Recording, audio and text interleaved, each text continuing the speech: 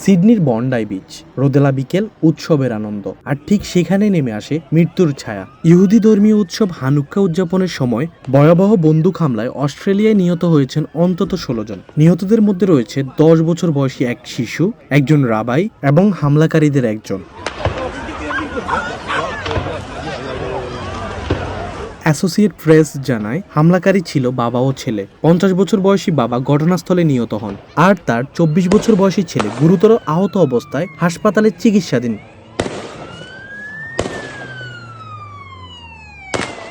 Police বলছে এটি একটি লক্ষ্যভিত্তিক ইহুদি বিদ্বেষী সন্ত্রাসী হামলা। এই হামলায় আহত হয়েছেন অন্তত 40 জন, যাদের মধ্যে 2 জন পুলিশ সদস্যের অবস্থা আশঙ্কাজনক হলেও স্থিতিশীল। প্রত্যক্ষদর্শীরা জানান মাত্র 10 মিনিটের মধ্যে পুরো বন্ডাই বিচ এলাকায় আতঙ্ক ছড়িয়ে পড়ে। হাজারেরও বেশি মানুষ এদিক ওদিক ছুটতে শুরু করেন। বালুকা বেলায় পড়ে থাকে রক্তাক্ত দেহ। একজন সাধারণ পথচারী জীবন বাজি রেখে অস্ত্রধারী একজনকে নিরস্ত্র করেন। তার সাহসিকতায় বহু প্রাণ বেঁচে যায়। ইতিমধ্যে তার চিকিৎসা সহায়তায় অনলাইন তহবিল সংগ্রহে উঠেছে লাখ লাখ অস্ট্রেলিয়ান ডলার।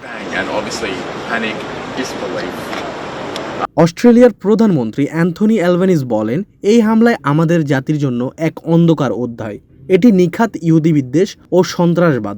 তিনি অস্ট্রেলিয়ানদের প্রতি আহ্বান জানান হানুক্কা উপলক্ষে একটি মোমবাতি জ্বালিয়ে অন্ধকারের বিরুদ্ধে আলো জ্বালানোর বার্তা দিতে। This is a targeted attack on Jewish Australians on the first day of Hanukkah, which should be a day of joy, a celebration of faith.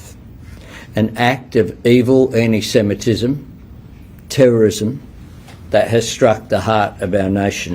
হামলার পর লন্ডন, নিউ ইয়র্ক সহ বিশ্বের বড় শহরগুলোতে ইহুদি ধর্মীয় অনুষ্ঠানে নিরাপত্তা জোরদার করা হয়েছে। 1996 সালের পর এটি অস্ট্রেলিয়ার সবচেয়ে বড় বন্দুক হামলা। একটি দেশ, একটি সম্প্রদায় আজ শোকে স্তব্ধ।